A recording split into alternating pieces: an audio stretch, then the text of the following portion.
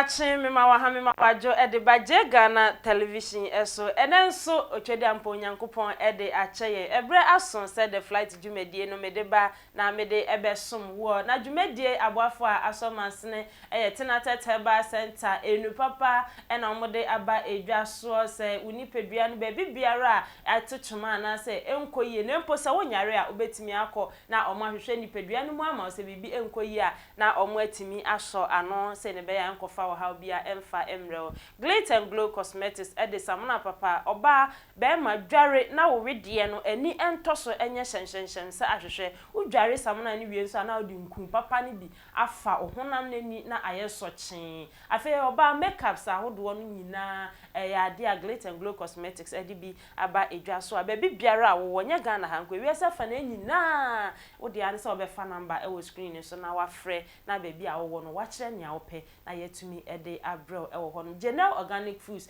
enso ede enam ahodo enuane ahodo a ya package a ye post ekwama na ma nyina wiase ama nyina ba biara a wo hye no se ope general organic foods ni be ade a wo sabe kan bi ye kokonte sam ye wo gari ye wo tom brown chese ye wo wache powder nyina dawa powder bibia efa kitchen anase ye diko ye nipadua mu de general organic foods edibi aba enuane nro ahye ne ma a wudia enkofa ohaw anase yare bia emfa emra unipedua na ebema wapomuden sonkum midin ede afia ba afi ma mentwa me ho enya boafo enkrato mra. Oh, Doc. Yes, and you walk, Doc. I want to know your day. No, that's why she I've said, you need to no, say the young cook. So, your stomach was up, said the young had been so as I become. And then, crying, meaning said, if you are forcing it, I don't know. Test results natural say when you malaria when the moji. Yeah, 3D. Yes, malaria. Nani yem no so we no here. Tinatet tomac, and a tinatet malake. Famano nano hobetono.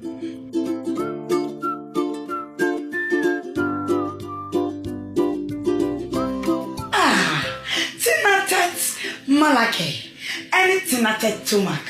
I'm on my free.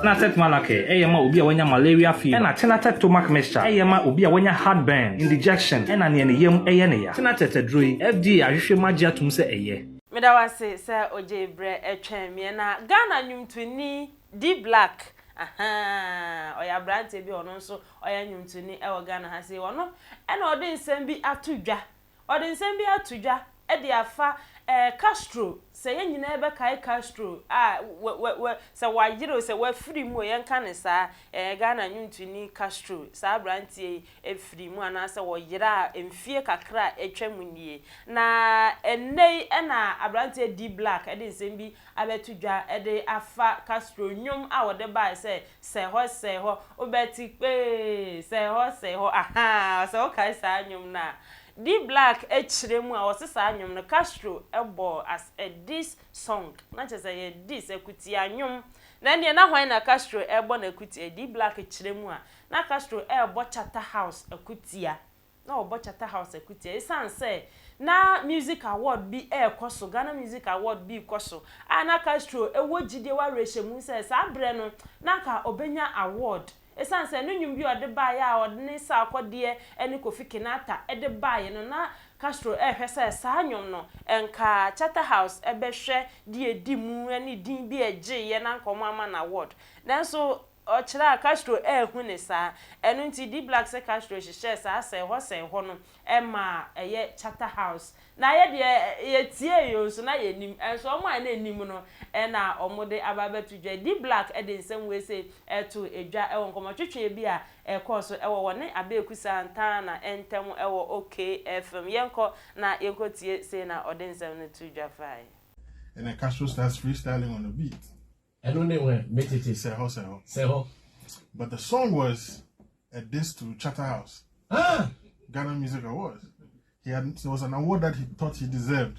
Winya. Hey, Castro. Yeah, Castro. I think it was a song with Asamajan and KOFI Kinaata.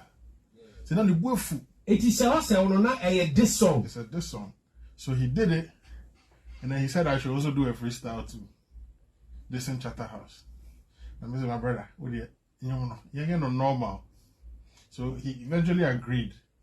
changed it from a diss song to a normal song. He changed it. He changed the song. And then told me that I should also freestyle on that song. The next day, Castro calls and says, "This is going to be my first single." And I said, "Freestyle." Freestyle. Yes. I'll drop it on my birthday. So Okay. now, Breezy had all these songs. And then they all got released around the same time period. Mysterious.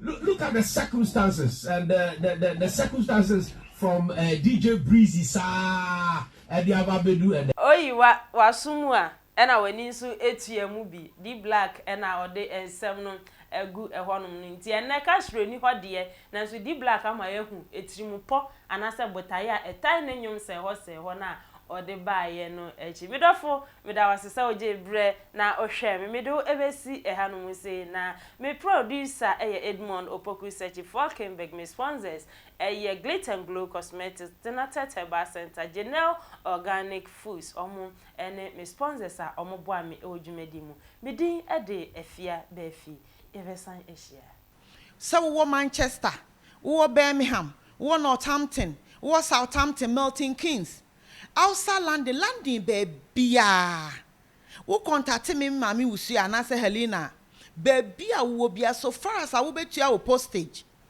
ye be postu e dia brew se wo ye kokko se wo ye tuntum wo ye hone ho kala bia wo ye wo bi ho ye fita be enku bia wo pe bia wo benya bi ana obi wo ho a wasra I had enku no odin no na ma ne kala no ni body na ye basa hydroqueen no asay kala no na se wunya glitter and glow na wo start beginning no ubehu se repair wo kala no ubeye kama ubeye kama say de mi gina hoy small girl hey enku no baby nya fe na wo betete samna asra wo ho obi wa na nso oben ye wo na nso oben cream ye wo can I say stretch marks bibia anom ye wo whitening wo se wo a wo ye kokko wo ye fita wo pese wo ye fita bibia wo pa wo hwe wo ringe Santiago kra